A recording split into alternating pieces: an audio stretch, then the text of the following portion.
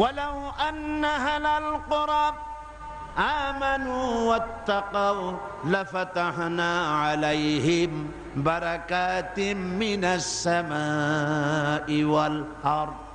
আল্লাহ পাক বলেন, যদি জনপদের লোকেরা, দেশের লোকেরা দুইটা কাজ যদি করে, কয়টা কাজ? দুইটা কাজ যদি করে, আমি আল্লাহর উপরে যদি ঈমান আনে আর আমাকে ভয় করার নীতি যদি অবলম্বন করে চলে, তাহলে আমি রব্বুল আলামিন ওই দেশের মানুষের জন্য আকাশ আর জমিনের সব বরকতের দরজা খুলে দেব। কি ওয়াদা কার? আল্লাহ কি ওয়াদা ভঙ্গ করেন? কখনো। তিনি কখনো ওয়াদা ভঙ্গ করেন না। সেই আল্লাহ পাকের, তিনি বলছেন যে আমার রিস্কের মালিক আমি, আমি তোমাদেরকে সুযোগ দিয়েছি, গভর্নমেন্ট তৈরি করো, সরকার বানাও, এবং সরকার বানায়া আমার কোরআন দিয়ে দেশ চালাও। তবে কোরআন দিয়ে যদি দেশ না চালাও, কোরআন শরীফের মধ্যে আল্লাহ অন্যত্র বলেছেন ক্ষমতা দেই, ক্ষমতা দিয়া আমি চুপ বুঝে বসে থাকি না। আল্লাহ কি ঘুমান? বলেন আল্লাহ কি ঘুমান? হযরত মুসা আলাইহিস সালাম একদিন আল্লাহরে বলেন, আল্লাহ তুমি নাকি ঘুমাও না? আল্লাহ পাক বলেন, অবশ্যই ঘুমাই না। তোমার বিশ্বাস হয় না? কই আল্লাহ অবশ্যই বিশ্বাস হয়, তবে বুঝি না, আমার বুঝি আসে না।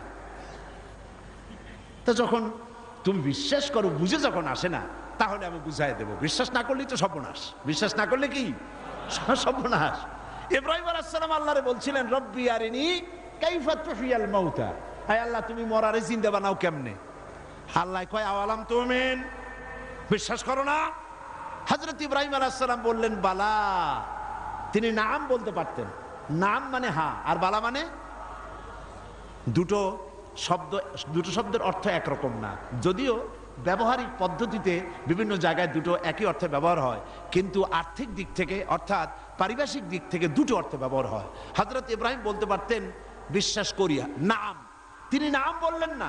আল্লাহ বললেন আওয়ালাম তুমিন, বিশ্বাস করো না? জবাবে আমার জাতির পিতা, কে বললেন?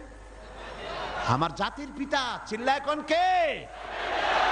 আমার জাতির পিতার নাম কি? আমার জাতির পিতা বললেন বালা। এর অর্থ কি? হয় নট, কেন নয়, অবশ্যই বিশ্বাস করি। ওয়ালাকিন লিয়াতমাইন্না কলবি, কিন্তু আল্লাহ আমি যদি দেখতে পারি তাহলে আমার মনটা একটু ঠান্ডা হয়। শোনা কথার দেখা, এর মধ্যে একটু পার্থক্য আছে তো। আল্লাহ কয় তাহলে আমি তোমার দেখাবো। বিশ্বাস যখন করছো আমি তোমার দেখাবো। মুসা আলাইহিস সালাম কয় আল্লাহ তুমি নাকি ঘুমাও না? কয় ঘুমাই তো না। তুমি বিশ্বাস করো না? কয় করি। বুঝি না। কয় তাহলে বুঝাই, এক গ্লাস পানি নিয়ে আসো। মুসা আলাইহিস সালাম এক গ্লাস পানি নিয়ে আসলেন। আল্লাহ কয় দাঁড়াই থাকো।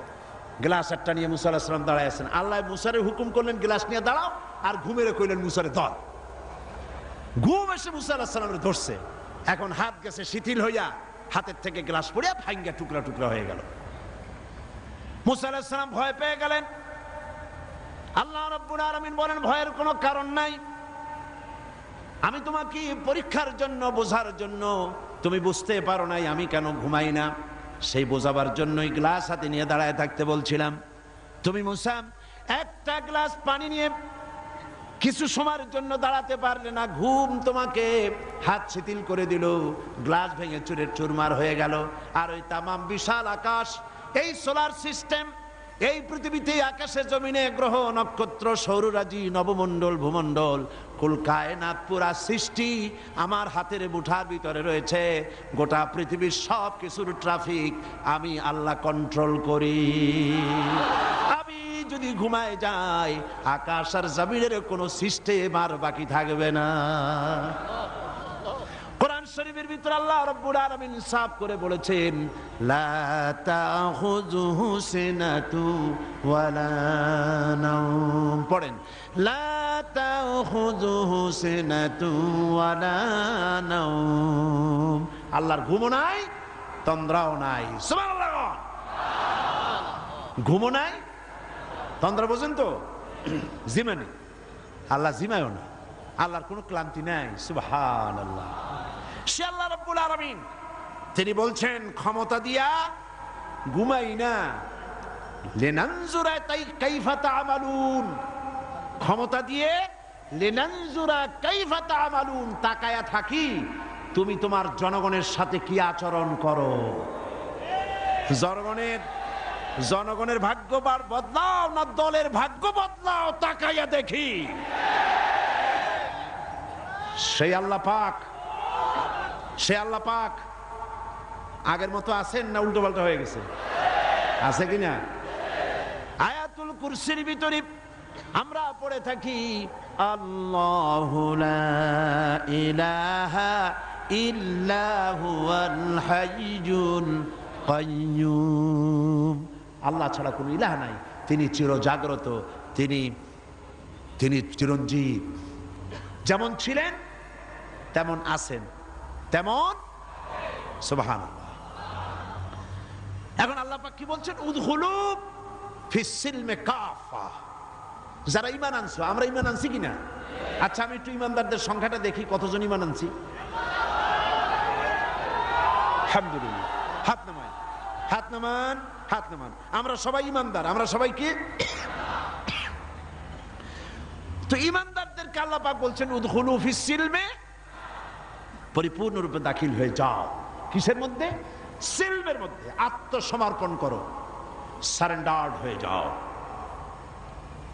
আমাদের জাতির পিতা হযরত ইব্রাহিম আলাইহিস সালামকে আল্লাহ রাব্বুল আলামিন অর্ডার করলেন আসলিম, সারেন্ডার করো। আসলিম, সারেন্ডার করো। কাকে বললেন? জাতির পিতাকে। কাকে বললেন? জাতির পিতা হওয়া এত সোজা নয়। গোটা মুসলিম মিল্লাতের পিতা, তাকে পরীক্ষা দিতে হয়, ইমানের পরীক্ষা, হাবিজাবি ফালতুর পরীক্ষা না। কিসের পরীক্ষা? ইমানের পরীক্ষা, আগুনের পরীক্ষা। নিজের কলিজার টুকরা সন্তান আল্লাহকে খুশি করার জন্য জবাব করার পরীক্ষা। এরপরে জাতির পিতা হওয়া যায়। মানুষের উপরে জাতির পিতা চাপাই দিলে জাতির পিতা হয় না। জাতির পিতা আল্লাহ বানান। কে বানায়? চিল্লায় কও, কে বানায়? ওই আল্লাহ পাক বলছেন, আমি ইব্রাহিম আলাইহিস সালামকে বললাম আসলিম, সারেন্ডার করো, মাথা নত করো, আত্মসমর্পণ করো। আমার জাতির পিতা ইব্রাহিম আলাইহিস সালাম একটা প্রশ্ন তুললেন না যে আল্লাহ কোন কোন ব্যাপারে আমি আত্মসমর্পণ করব, কোন কোন ব্যাপারে আমি সারেন্ডার করব, কোনো প্রশ্ন নাই। আমার রব তিনি বলেছেন আসলিম। আমার জাতির পিতা এক সেকেন্ড দেরি না করে সঙ্গে সঙ্গে বলেছেন আসলামতু লিরাব্বিল আলামিন। পড়েন আসলামতু লিরাব্বিল আলামিন। সারেন্ডার্ড হয়ে গেলাম, আনকন্ডিশন, কোনো শর্ত ছাড়াই, বিনা শর্তে, বিনা প্রশ্নে আমার রবের সামনে আমি আমার মাথা নত করে দিলাম। সুবহানাল্লাহ। আল্লাহ তারে গোটা বিশ্বের নেতা বানাবেন, গোটা বিশ্বের কিয়ামত পর্যন্ত মুসলমানদের জাতির পিতা বানাবেন। সেই জন্য আল্লাহ পরীক্ষা নিতে চাইলেন, জাতির পিতা তোমারে বানাবো, তবে তোমার ইমানটা কেমন তা একটু টেস্ট করা দরকার। আল্লাহ টেস্ট করলেন, ফালাই দিলেন আগুনের মধ্যে। আগুনের ভিতরে ফালানো হচ্ছে। হযরত জিবরাইল বলছেন ইব্রাহিম আমার কাছে সাহায্য চাও, আমি আগুন থেকে তোমারে বাঁচায় দেব, আমার কাছে সাহায্য চাও। চতুর্দিকে লোকেরা দাঁড়ায় দেখতেছে, আগুনের ভিতরে এখনই পড়ে যাবেন।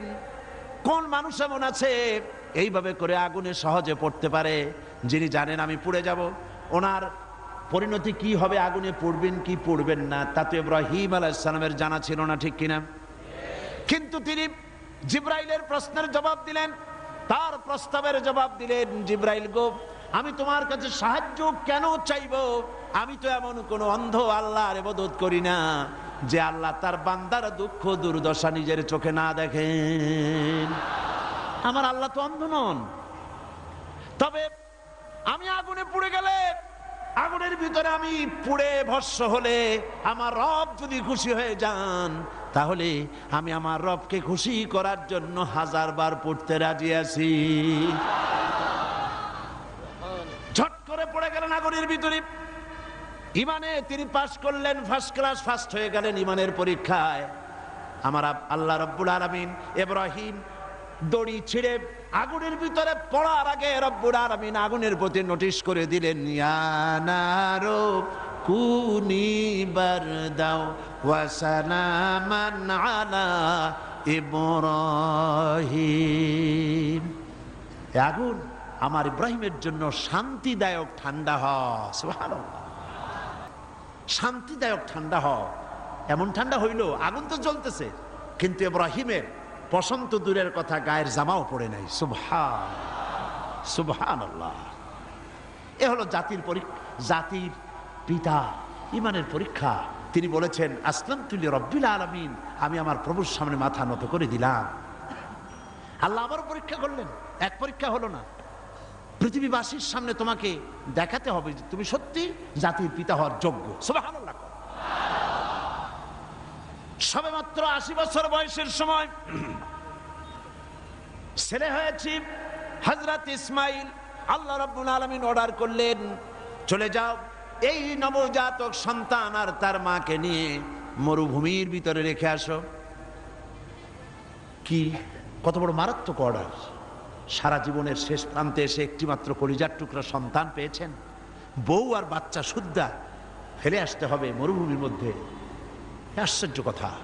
কোনো প্রশ্ন করেন নাই যে আল্লাহ নিষ্ঠুর ওয়াদাটা, এই অর্ডারটা আমার কেন তুমি করলা, আমার উপরে এত বড় কঠিন পরীক্ষা, এ তো আগুনের পরীক্ষার চাইতে আরো মারাত্মক। আমি আমার বাচ্চাকে কেমনি মরুভূমিতে বানায় রেখে আসবো? কোন প্রশ্ন করেন নাই। এখন আল্লাহর ঘর যেখানে মক্কা শরীফে, আল্লাহর ঘরটা যেখানে দাঁড়িয়ে আছে, এইখানে হযরত ইব্রাহিম আলাইহিস সালাম তার ছেলেকে আর স্ত্রীকে রেখে এলেন। হযরতে হাজরা বলেন, ইব্রাহিম আমাকে যেখানে রেখে যেতেছ এর কারণটা কি?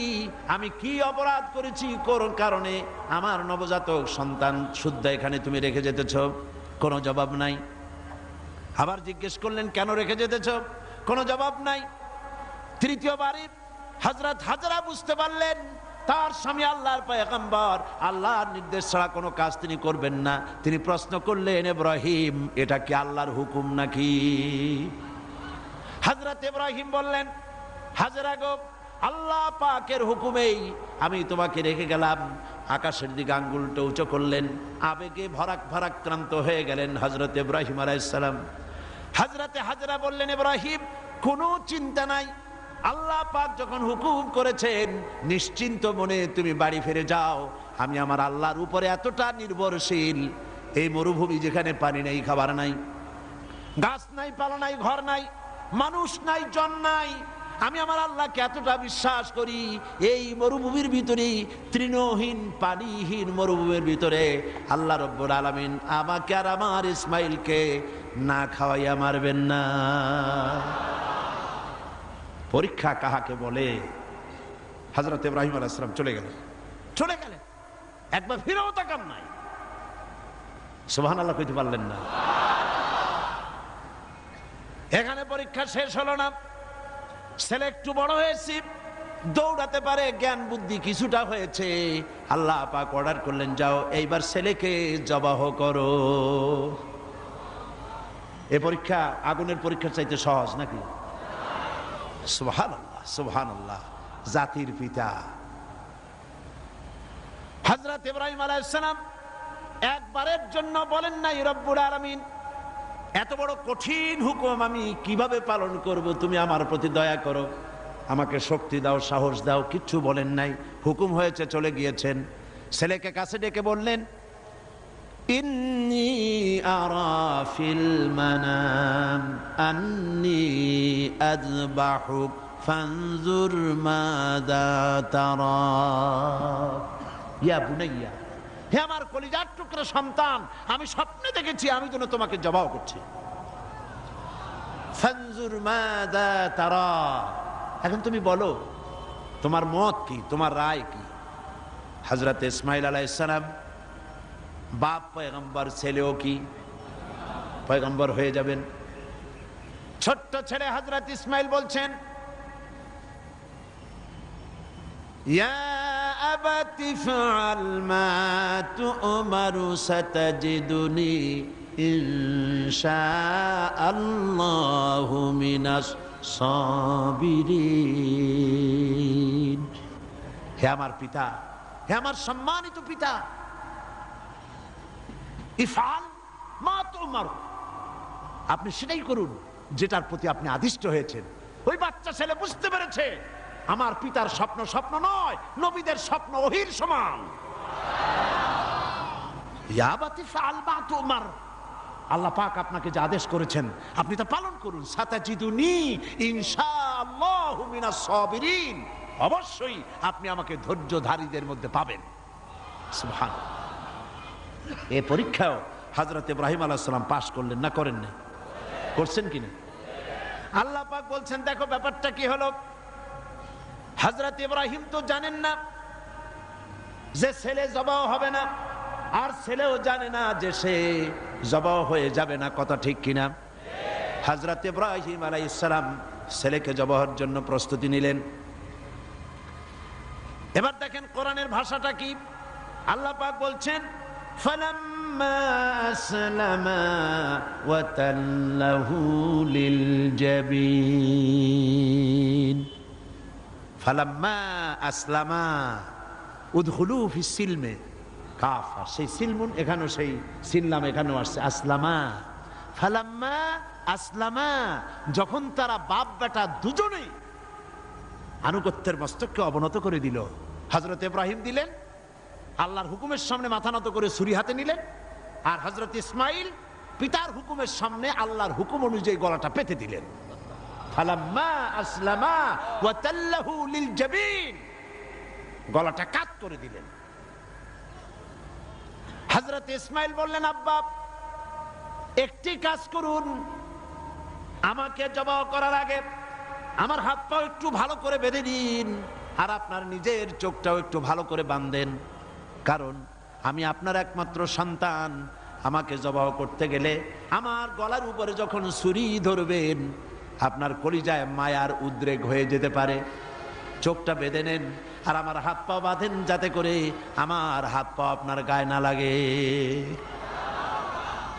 আর আমি মরে যাও, আমি জবাহ হয়ে যাওয়ার পর আমার রক্ত মাখা জামাটা নিয়ে আমার মাকে দিয়ে দিবেন, আর বলবেন ইসমাইলের সঙ্গে কিয়ামতের দিন তোমার সঙ্গে দেখা হয়ে যাবে। হযরত ইব্রাহিম আলাইহিস সালাম ইসমাইলকে বাঁধলেন, নিজের চোখ বাঁধলেন, হযরত ইসমাইলকে জবাহ করতে যাবেন।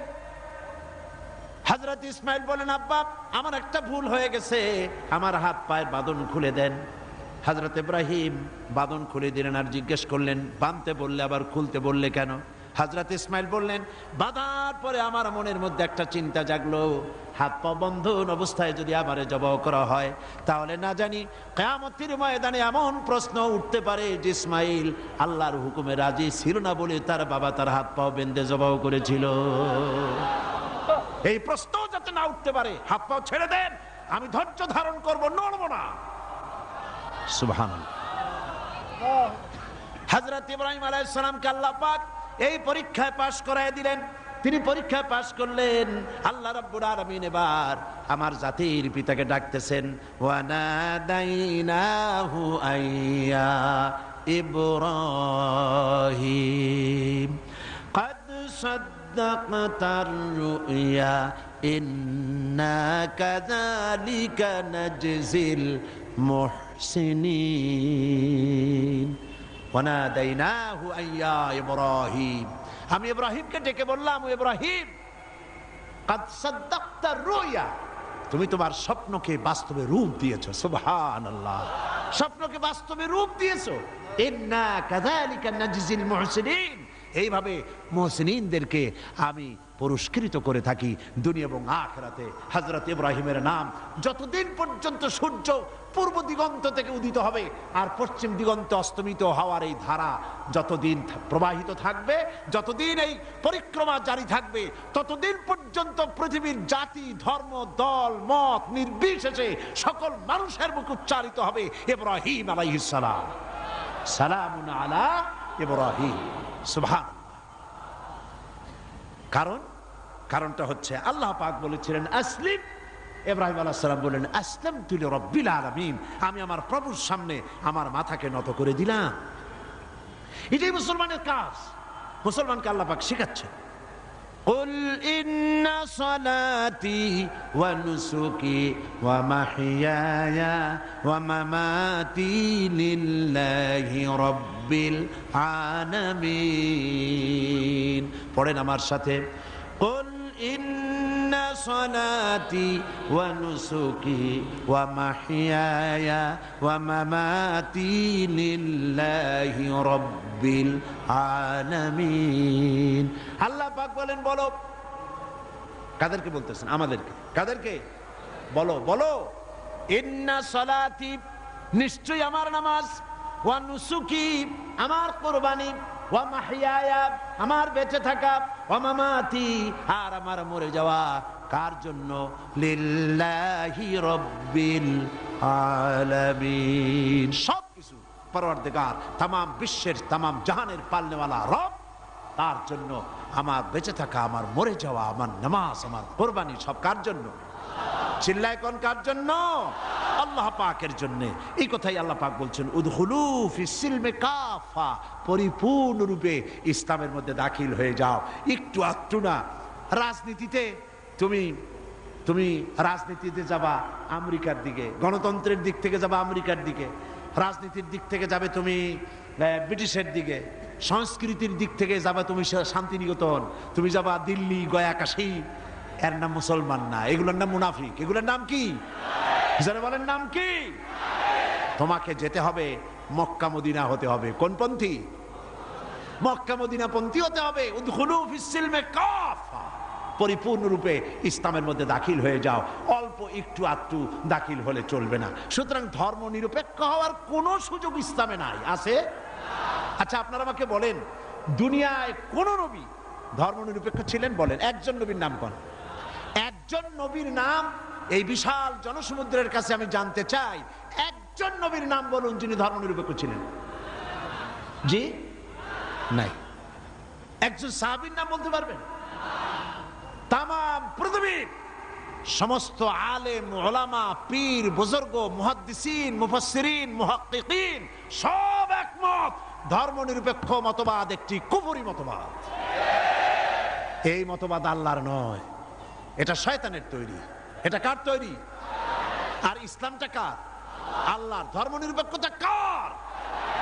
ধর্মের ব্যাপারে নিরপেক্ষ আপনি হতে পারেন না। নিরপেক্ষতাও একটা পক্ষ, নিরপেক্ষতাও একটা পক্ষ। ওরা সরাসরি বলে না, সাহস নাই সেই জন্য বলে না। কি বলে না? ঠিক তো আন্দাজে কইলেন, আগে না শুনবেন। সরাসরি বলে না, কারণ এদেশে মুসলমান বেশি, সেই জন্য সরাসরি বলে না আল্লাহ নাই। ওইটা বলতে পারে না। বলে যে আল্লাহ আছে, তবে তাদের জায়গাটা একটু সীমাবদ্ধ। কোথায়? এই জাতীয় মসজিদ বাইতুল মুকাররম, তাও তার পাশে যে ফাউন্ডেশন আছে ও দূর আর যাবে না। বাইতুল মুকাররম মসজিদ, অন্যান্য মসজিদগুলি, মসজিদ, খানকা, মাদ্রাসা, এতিমখানা, এর মধ্যে আল্লাহ এবং রসুলকে রাখা হয়েছে। আর বাকি আমার জীবনের বিস্তীর্ণ অঙ্গনে অর্থনীতি, সমাজনীতি, রাজনীতি, স্বরাষ্ট্রনীতি, পররাষ্ট্রনীতি, আমার সেক্রেটারিয়েট, আমার ক্যান্টনমেন্ট, আমার পার্লামেন্ট, এসব জায়গাগুলি আল্লাহর উপরে 144 করা হয়েছে। রসুলের প্রতি 144 চালু করা হয়েছে। এখানে 144 ধারা, আল্লাহও ঢুকতে পারবে না, রসুলও ঢুকতে পারবে না। আল্লাহ রসুলকে দুইটা ভাগ করা হয়েছে। আমার নামাজ, রোজা, হজ, যাকাত আল্লাহর কথা মতো, আর আমার অর্থনীতি, সমাজনীতি, রাজনীতি এগুলি হবে আমার নিজের চিন্তা মতো।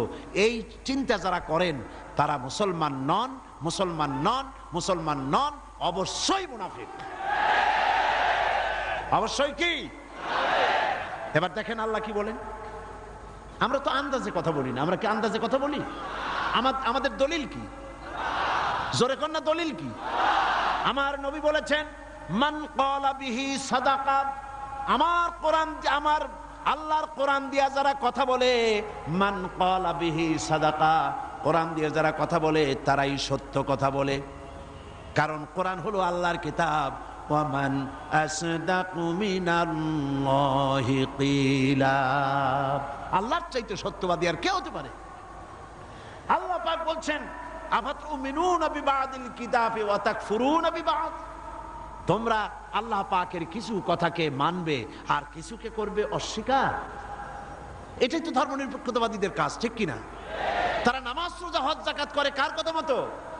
বলেন না কার কথা মতো? কিন্তু অর্থনীতি, সমাজনীতি, রাজনীতি এগুলি আল্লাহর কথা মতো করে না। বরং এই কথাগুলি যদি কেউ বলে যে ধর্ম, রাজনীতি, অর্থনীতি, সমাজনীতি, ইলেকশন, ভোট, নির্বাচন, স্লোগান, সমাবেশ সব হতে হবে আল্লাহর কোরআন অনুযায়ী, তাহলে ওরা বলে এরা হচ্ছে মৌলবাদী,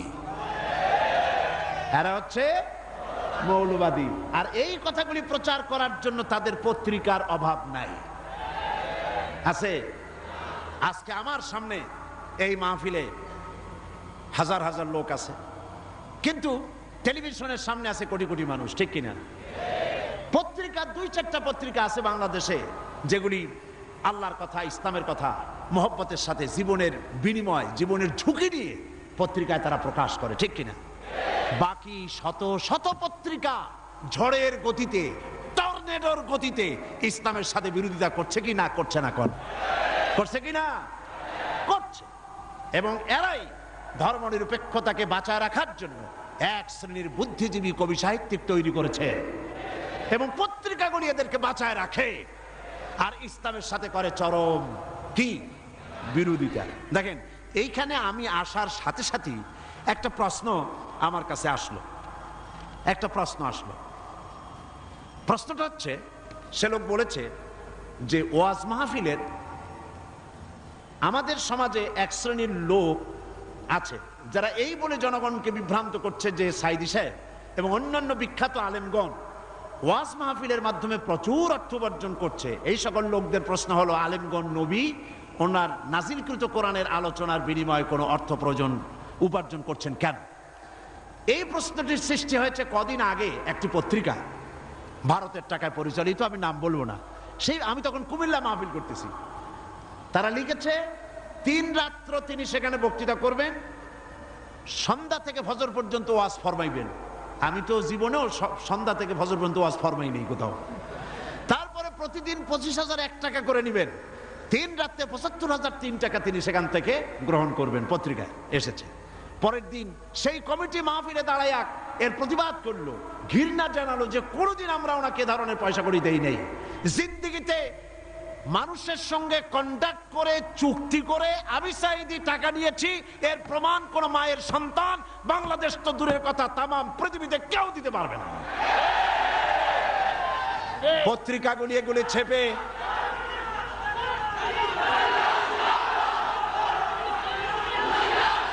একটাই নমুনা দেখুন, একটা দৃষ্টান্ত শোনাই। আমার একটা নির্বাচনী মামলা চলতেছিল, জানেন কিনা আপনারা? গত মাসখানেক আগে যখন হাইকোর্ট থেকে আমার বিপক্ষে রায়টা গেল, রায়টা হলো একজন মুশরিকের পক্ষে, বিচারপতিরা রায় দিয়েছেন। এ রায়ের প্রতি, বিচারপতিদের প্রতি আমার কোনো বক্তব্য নাই। আইনের প্রতি সবসময় আমরা শ্রদ্ধাশীল, বিচারকদের প্রতি শ্রদ্ধাশীল। রায় তারা যেটা দিয়েছেন, একজন মুশরিকের পক্ষে সেটা গিয়েছে, আমার বিপক্ষে গিয়েছে।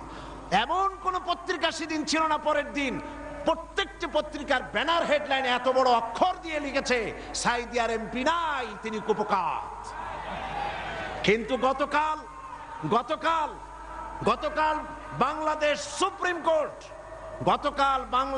সুপ্রিম কোর্ট এই কেসে হাইকোর্টের রায়কে স্থগিত ঘোষণা করে দিল, স্টে অর্ডার দিয়ে দিল। রায়টা আমার পক্ষে এসেছে, সেই জন্য বাংলাদেশের 2-1টা পত্রিকা ছাড়া কোন পত্রিকায় কোনো জায়গা হয় না। এগুলি প্রমাণ, এদের কলিজা জ্বলে। আজকের এই মাহফিলের এই দৃশ্য দেখে কলিজায় আগুন লেগে যায় ওদের। আগুন লাগুক।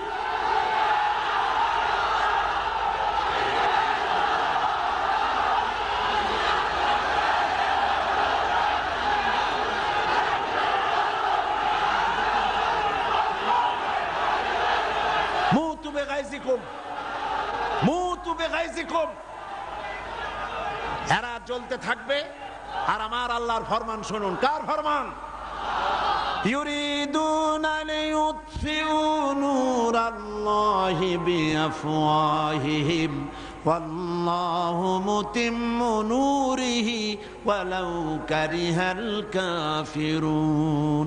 আল্লাহ পাক বলেন, ওরা চায় মুখের ফু দিয়া আমার আলোকে নির্বাপিত করে দেবে, আমার আলোটারে দুনিয়া থেকে নিভায়ে দেবে। আল্লাহ পাক বলেন ওদের মনের মধ্যে যত জ্বালা পোড়া হোক না কেন, আমার দিনকে আমি, আমার দিনের আলোকে আমি প্রজ্বলিত করে রাখবো, এটাকে আমি পূর্ণতা দান করব। ওদের কলজে যত পুড়ুক, জ্বলতে থাকো, পুড়তে থাকো। তোমাদের চোখের সামনেই এই বাংলাদেশের একদিন আসবে যেদিন তোমাদের নাকের ডগার উপর দিয়ে কালেমার পতাকা করে উঠবে ইনশাআল্লাহ। বলেন ইনশাআল্লাহ, বলেন ইনশাআল্লাহ। এবার বিশ্বকবি কি বলেন শোনেন। বিশ্বকবি আল্লামা ইকবাল বলেন, সতীজা কর রহা হ্যায় अज़ल से ताइम रोज, सतीजा कर रहा है अज़ल से ताइम रोज, चरागे मुस्तफावी से शरारे बुलहबीस। সে আবামান কাল থেকে শুরু করে পর্যন্ত নমরুদ, ফেরাউন, হামান, সাদ্দাত, আবু জাহেলের গোষ্ঠীরা নবুয়তের চারাগকে নিভায়ে ফেলতে চেয়েছে, কিন্তু তাদের হাজারো প্রচেষ্টা সত্ত্বে চারাগে মুস্তফাবি রাসূল করিম সাল্লাল্লাহু আলাইহি ওয়াসাল্লামের জ্বালানো চারাগটা টিম টিম করে জ্বলতে রয়েছে। টর্নেডো, গর্কি এবং ঝড়ো হাওয়ার মোকাবেলা করে জ্বলতে থাকবে ইলা ইয়াউমিল কিয়ামা। কেউ ঠেকাতে পারবে না। পারবে কেউ ঠেকাতে? কেউ ঠেকাতে পারবে না। সুতরাং কোরআন শরীফের কিছু কথা মানবেন আর কিছু কথা মানবেন না, এটার নাম হচ্ছে মুনাফিকি। এটার নাম মুনাফিক। জীবনের সকল ক্ষেত্রে মানতে হবে কার কথা? আল্লাহর কথা। ধর্ম নিরপেক্ষতার অর্থই হলো ধর্মহীনতা। এই ধর্ম নিরপেক্ষতায় যারা বিশ্বাসী তারাই 1972 সনে বাংলাদেশের সবগুলি ইউনিভার্সিটির মনোগ্রাম থেকে ইকরা বিসমি রাব্বিকাল্লাযী খালাক রব্বি জিদনি ইলমা কোরআনের আয়াতকে তারা তুলে ফেলেছিল। যারা এই ধর্ম নিরপেক্ষতায় বিশ্বাসী তারাই সালিমুল্লাহ মুসলিম হলের মুসলিম শব্দ মুছে ফেলে দিয়েছিল। এই তারাই নজরুল ইসলাম কলেজের ইসলাম শব্দ তুলে ফেলে দিয়েছিল। এই তারাই নিজেদের দলের নামের ভেতর থেকে মুসলিম শব্দটি একটি বিশেষ ধর্মীয় গোষ্ঠীর ভোট পাওয়ার জন্য নিজের দলের নাম থেকে মুসলিম শব্দ বিসর্জন দিতে কুণ্ঠাবোধ করে না। সুতরাং ধর্ম নিরপেক্ষ মতবাদ শয়তানের আবিষ্কার। কার আবিষ্কার? ওরা দুইটা আয়াত পেয়েছে কোরআন শরীফ থেকে, দুইটা আয়াত। ওরা বলে ধর্ম নিরপেক্ষতাবাদের কথা তো কোরআন শরীফই আছে আর বুখারী শরীফও আছে। কোথায় আছে? কয় যে বুখারী শরীফে আছে লাকুম দীনুকুম ওয়ালিয়া দীন। নাউযুবিল্লাহ। আল্লাহর কোরআনের আয়াত নিয়ে ঢুকাইছে কিসের মধ্যে? বুখারীর মধ্যে। লাকুম দীনুকুম ওয়ালিয়া দীন মানে কি? লাকুম দীনুকুম ওয়ালিয়া দীন অর্থ তারা করেছে যে যার ধর্ম তার কাছে। এটা ধর্ম নিরপেক্ষবাদের কথা। তোমরা বাঙ্গালকে হাইকোর্ট দেখাতে চেষ্টা করো। কোরআন পড়তে জানো? লাকুম দীনুকুম বানান করে কেমনে তা জানো? এটা নাজিল হয়েছে কোন প্রেক্ষাপটে তা কি জানো? সুতরাং যা জানো না সে বিষয়ে কথা বলতে এসো না। আমি যদি মেডিকেল সায়েন্স না জানি, আমি যদি চিকিৎসা বিজ্ঞান না জানি, আমি যদি ওষুধপত্রের খোঁজ খবর না রাখি, তাহলে কোনো ডাক্তারের প্রেসক্রিপশনের উপরে কথা বলা আমার ধৃষ্টতা। ঠিক কিনা? যে বিষয়ে আমি জানি না, অর্থনীতি যদি আমি না বুঝি, তো কোনো অর্থনীতিবিদের বক্তব্যের উপরে আন্দাজে কোনো কথা মারিয়ে দেওয়া, মাথা দিয়ে ঠেলা আমার জন্য ঠিক নয়। তো তুমি ধর্ম জানো না, তুমি কোরআন জিন্দেগিতে পড়ো নাই, কোরআন বানান করে কেমনে তাও জানো না, সূরা ফাতিহাও শুদ্ধ করে পড়তে পারো না, লাকুম দীনুকুম শুনাই দিলে মানুষের। আর সাধারণ মানুষ মনে করলো মাশাআল্লাহ আমাদের নেতা নেত্রী তো বুখারীও পড়ে দেখা যায়।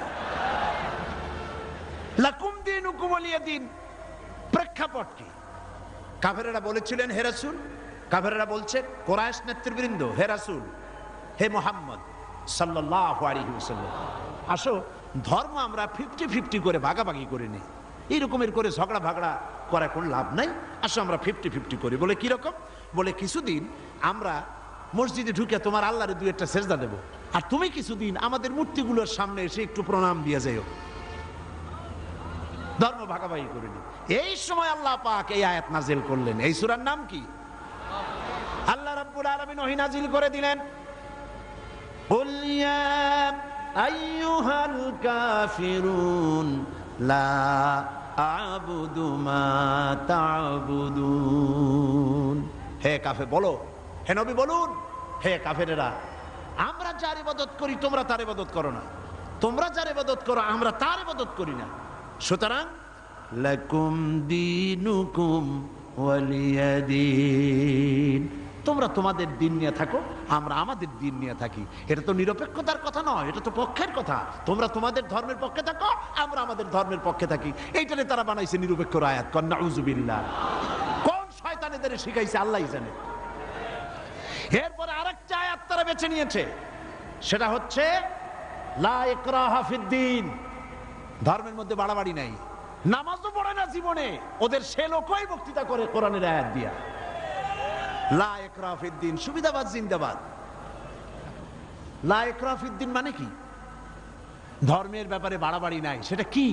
সেটার অর্থ হচ্ছে প্রলোভন দিয়ে, ভয় দিয়ে, অথবা পয়সা কড়ি দিয়ে, অথবা চাপ সৃষ্টি করে কোন ক্রমে অন্য কোন ধর্মের লোককে মুসলমান বানানো যাবে না, এ ব্যাপারে বাড়াবাড়ি করা যাবে না। এটাই হচ্ছে আয়াতের মূল বক্তব্য। লা ইকরাহা ফিদ্দীন, ধর্মের ব্যাপারে বাড়াবাড়ি করা যাবে না, সুতরাং তুমি নামাজ পড়ো, রোজা করো, এটারে আর অর্থনীতি সমাজনীতিতে আইনো না। এটা হলো তাদের বক্তব্য। নাউযুবিল্লাহি মিন যালিক। আপনারা আমাকে বলেন, রাসূল করিম সাল্লাল্লাহু আলাইহি ওয়াসাল্লাম তিনি কি রাষ্ট্রপ্রধান ছিলেন না? আমি বুঝি না মানুষের মাথার মধ্যে এই চিন্তাগুলি কেন আসে না। রাসূল সাল্লাল্লাহু আলাইহি ওয়াসাল্লাম একটা রাষ্ট্র পরিচালনা করেছিলেন, তিনি কি রাজনীতি ছাড়াই রাষ্ট্র পরিচালনা করছিলেন? বলেন আপনারা। তিনি যে রাষ্ট্রের প্রধান ছিলেন সেটার পরিধি ছিল 12.5 লক্ষ বর্গমাইল।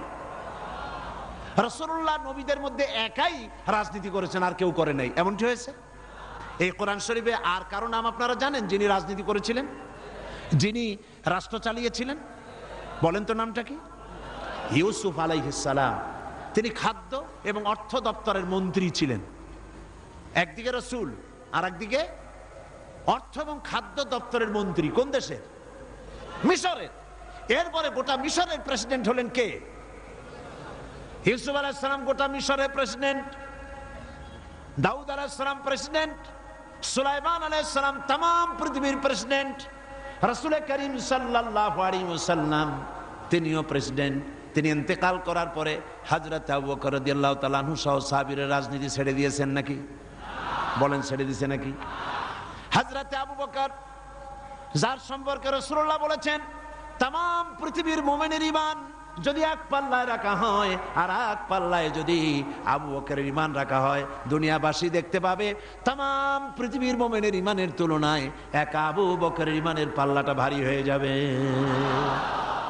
তিনি খলিফাতুল মুসলিমিন ছিলেন, আমিরুল মুমিনিন ছিলেন, প্রেসিডেন্ট ছিলেন। হযরত ওমর রাদিয়াল্লাহু তাআলা আনহু গোটা বিশ্বের অর্ধেকটা পৃথিবীর প্রেসিডেন্ট ছিলেন, যার সম্পর্কে রাসূল বলেছেন লা নাবিয়্যা বা'দি ওয়ালা রাসূলা, আমার পরে নবীও হবে না, রাসূলও হবে না। কিন্তু যদি কেউ নবী হতো আমার পরে, লাকানা ওমর, ওমর অবশ্যই আল্লাহর নবী হয়ে যেতেন। হযরত ওসমান যিন্নুরাইন তিনি প্রেসিডেন্ট ছিলেন।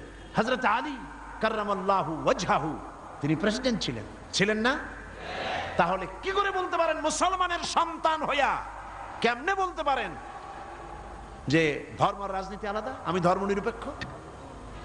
নিরপেক্ষ থাকতে পারবেন না। যেমন পথ চলতে গেলে হয় আপনি রাইটিস্ট হবেন, না হয় আপনি লেফটিস্ট হবেন। হয় ডান দিক দিয়ে চলবেন, না হয় বাম দিক দিয়ে। কিন্তু কেউ যদি কয় যে আমি রাইটিস্ট হব না, লেফটিস্ট হব না, আমি মিডিলিস্ট হব, আমি রাস্তার মাঝখানে দাঁড়ায় থাকবো, আমি নিরপেক্ষ, কোনো পক্ষে যাবে না, আমি নিরপেক্ষ রাস্তার মাঝখানে। এখন আপনি ঢাকা চিটাগং হাইওয়ে, মোটরওয়ে, বিশ্ব রোড, এই বিশ্ব রোডের ডান দিকেও নাই, বাম দিকেও নাই, যেহেতু আপনি নিরপেক্ষ, আপনি মাঝখানে দাঁড়াইছেন। আপনার এই মাঝখানে দাঁড়াবার স্বাদ মিটিয়ে দেবে ট্রাক বাবাজি আইসা, জনমের স্বাদ মিটিয়ে দেবে। ঠিক কিনা? ঠিক কিনা? তাহলে মুসলমানেরা আপনারা আপনাদের অবস্থান ঠিক করুন, কোন দিকে যাবেন? ডান দিক না বাম দিক না মাঝখানে? কোন দিকে? ডান দিকে। আসহাবুল ইয়ামিন, ডান দিকের নেতৃত্ব দিয়েছে নবীরা, এবং এই নেতৃত্ব দিয়ে তারা ডানপন্থীদের নিয়ে যাবে জান্নাতে। কোথায় নিয়ে যাবে? আর বামপন্থীদের নেতৃত্ব দিয়েছে শয়তান। আমি জানি না, বুঝি না, মুসলমান হইয়া মুসলমানের ঘরে জন্মগ্রহণ করে বামপন্থী আন্দোলন কেমনে করে আমার মাথা ঢোকে না। কোরআন শরীফে বলা হয়েছে আসহাবুশ শিমাল বামপন্থী, এই বামপন্থীদের নেতা হলো শয়তান, শয়তান বামপন্থীদের নেতৃত্ব দিয়া কিয়ামতের দিন নিয়ে যাবে জাহান্নামে। কোন দিকে নিয়ে যাবে? জাহান্নামে নিয়ে যাবে। সুতরাং আপনি ডিসাইড করুন, আপনি ঠিক করুন কোন দিকে যাবেন, ডান অর বাম অথবা মাঝখানে, কোন দিকে? যদি আপনি বামে চলে যান জাহান্নামে যেতে হবে। যদি মাঝখানে দাঁড়ান, রাস্তার মাঝখানে দাঁড়ালে ট্রাক যেভাবে আপনাকে জীবনের স্বাদ মিটায় দেবে মাটির সাথে মিশিয়ে দিয়ে, ওইভাবে করে আপনি ডানপন্থীও হলেন না বামপন্থীও হলেন না, মাঝখানে দাঁড়িয়ে আছেন, অবস্থান মানুষকে বুঝতে দিলেন না, মুনাফিকের জায়গায় দাঁড়ায় আছেন। শয়তান এসে আপনাকে সবল মেরে জাহান্নামে নিক্ষেপ করবে। নিরপেক্ষতার কোন স্থান ইসলাম নাই, ধর্ম নিরপেক্ষতার কোন জায়গা নাই।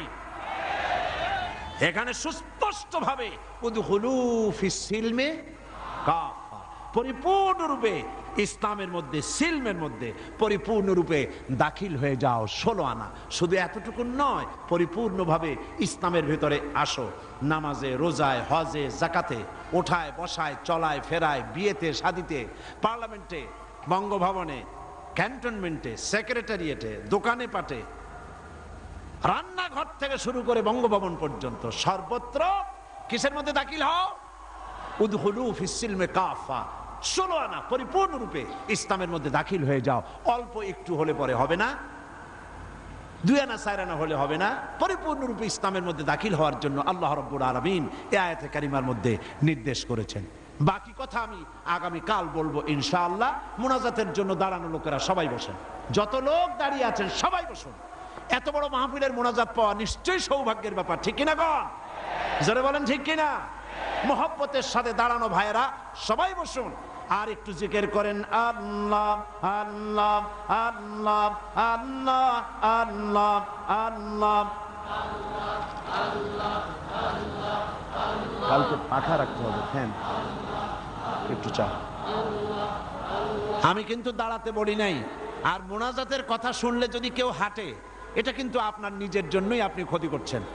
মোনাজাতে অংশগ্রহণ করা, আল্লাহ পাকের কাছে হাত তোলা, এই হাত তোলা থেকে নিজেকে বঞ্চিত করবেন না।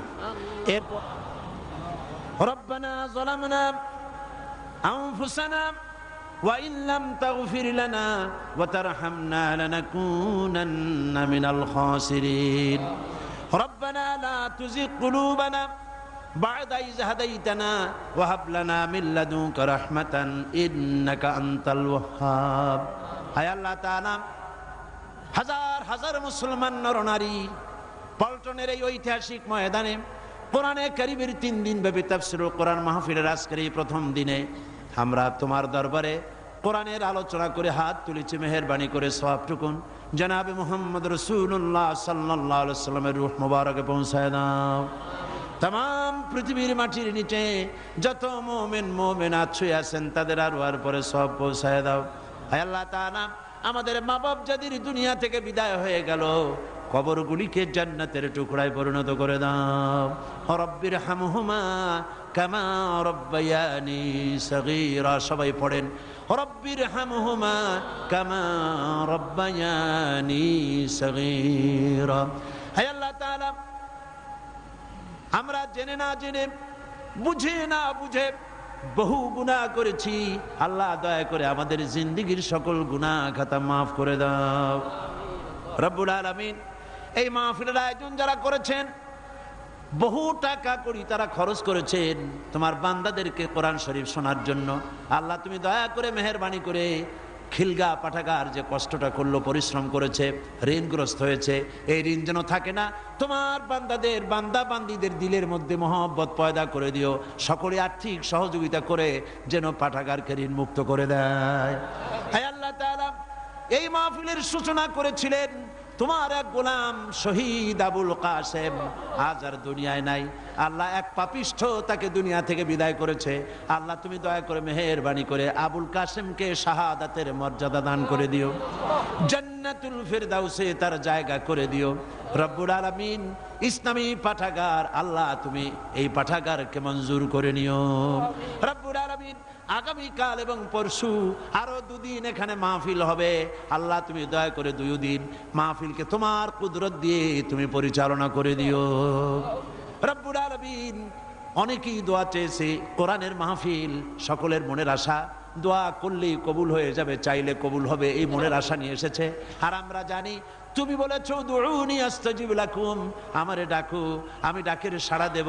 হায় আল্লাহ, আমরা ডাকতেছি, ডাকের সাড়া তুমি দিয়ে দাও রব্বুল আলামিন। যত মানুষ আশা করে এসেছে, সমস্ত মুসলমান নরনারীর মনের আশা আল্লাহ, বৈধ আশাগুলি তুমি পূরণ করে নিও। সিত্রুল আরশ মাসবুলুন আলাইনা ওয়া আইনুল্লাহি নাজিরাতুন ইলাইনা বিহাউলিল্লাহি লা ইয়াকদিরু আলাইনা اللهم لا تسلط علينا من لا يرحمنا اللهم إنا نجعلك في نحورهم ونعوذ بك من شرورهم ربنا تقبل منا إنك أنت السميع العليم وتب علينا إنك أنت التواب الرحيم سبحان ربك رب العزة عما يصفون وسلام على المرسلين الحمد لله رب العالمين واجعل آخر كلمة عند الموت لا إله إلا الله محمد رسول الله السلام عليكم ورحمة الله